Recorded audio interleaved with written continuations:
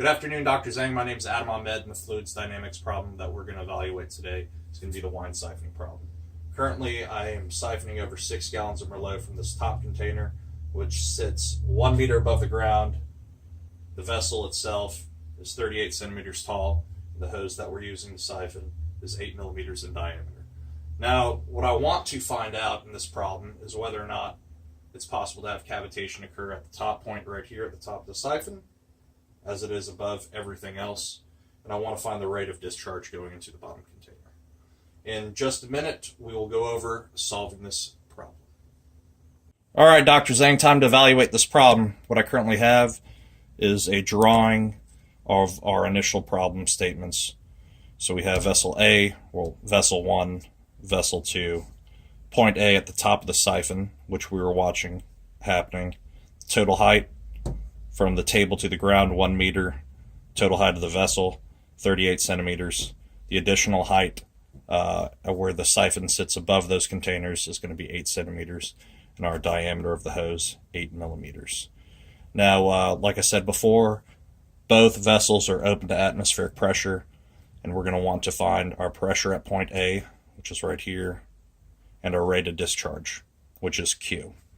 Some given information, we're going to use gravity constant of 9.8 meters per second squared, and then a density of the wine, we're going to use 1,000 kilograms per cubic meter. Now we're going to move into our solution. So setting this up, a couple assumptions. We're going to say that the velocity in vessel 1 initially is going to be 0, and we're going to say that the fluid is flowing without any frictional losses. And for this, look no further than the Bernoulli equation.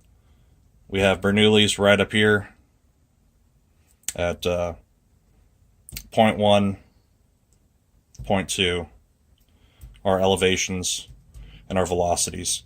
Now, simplifying this down a little bit further, we're going to find that pressure at point 1 is going to be 0, as initially stated that both containers are open to atmosphere. So the same applies to the pressure at point 2. Our elevation total at the top of the vessel to the ground, 1.38 meters. And we have what we're looking for initially is going to be the velocity at point 2, which is going to be at the bottom down here, over 2 times gravity. Now, solving for velocity, this just simplifies a little bit further, and it's just simple math. We arrive at a final velocity of 5.2 meters per second. Now to go forward, we're looking for pressure at point A once again, so we're going to go do that. We're going to reset up with the Bernoulli's equation again, except we're going to equate position 1 to position A to solve for our pressure at point A. So using Bernoulli's, we're going to go a little further. We're going to simplify once again. Pressure goes to 0, and our initial velocity is 0. And we're looking for pressure at point A.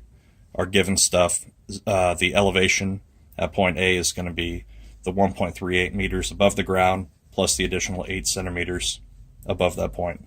We solved for velocity 2 already, so we have that in place, along with our 2 times gravity constant. And this simplifies a little bit further down to our answer, and we get negative 14,000 pascals for this. So currently at point A, we are operating at a vacuum with negative pressure, which means cavitation is definitely possible to occur. And you don't want that so much with wine because you're going to oxidize your wine long before you initially want to. Now, the last thing to do, quite simplest, is going to be find the rate of discharge. We know that Q equals velocity times area. We already have our velocity 5.2 meters per second, and the area is going to be pi over 4d squared with our diameter 8 millimeters going over to 0.008 meters. In solving for that, we find that Q is 0.000261 cubic meters per second, and that's our rate of discharge at the bottom. And thank you for your time. That's it.